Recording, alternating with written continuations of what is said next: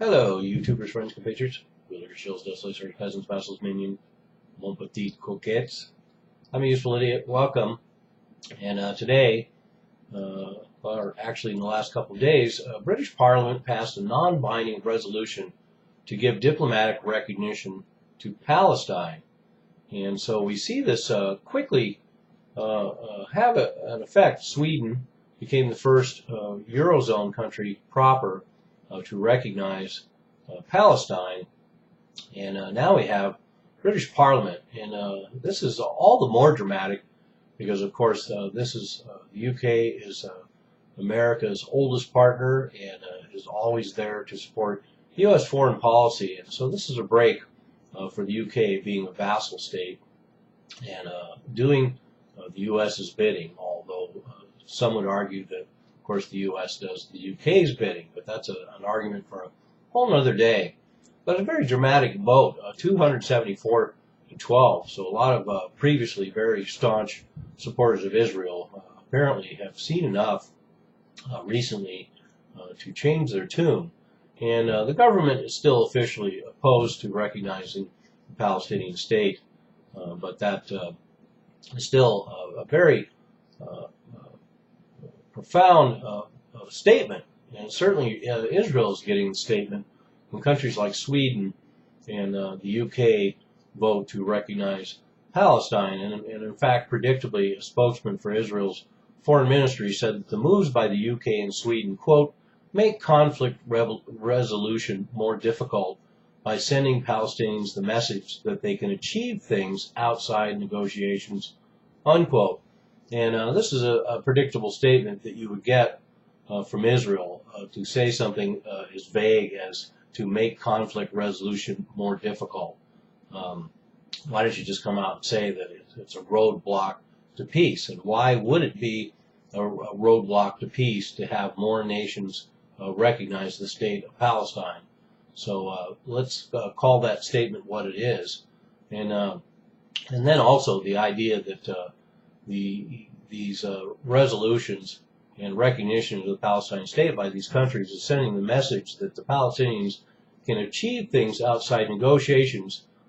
That's just also another way of saying that they want to have complete control of the destiny of Palestine. Don't want any outside interference.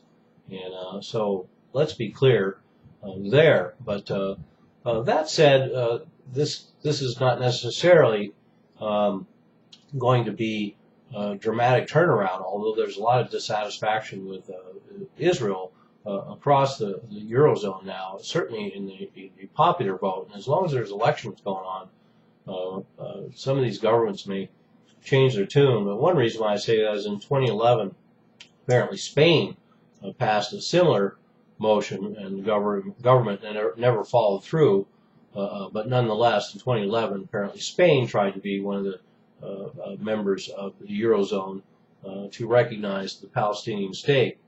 And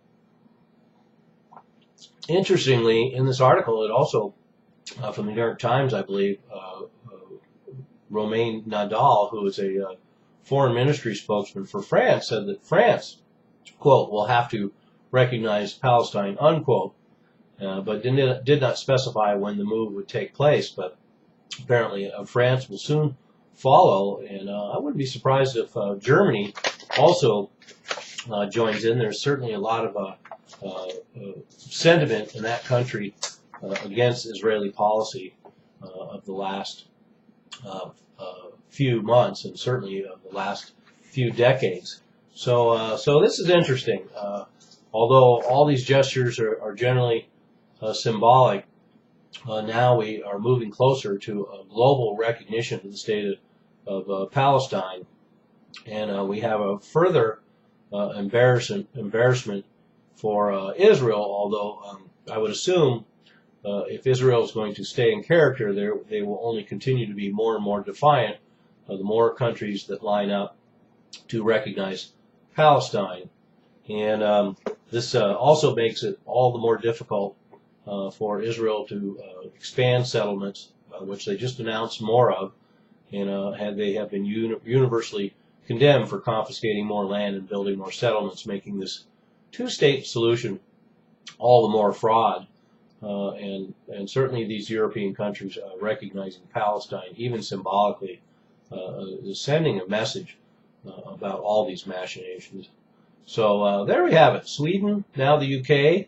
Looks like France will probably follow, and I suspect Germany and others will line up as well.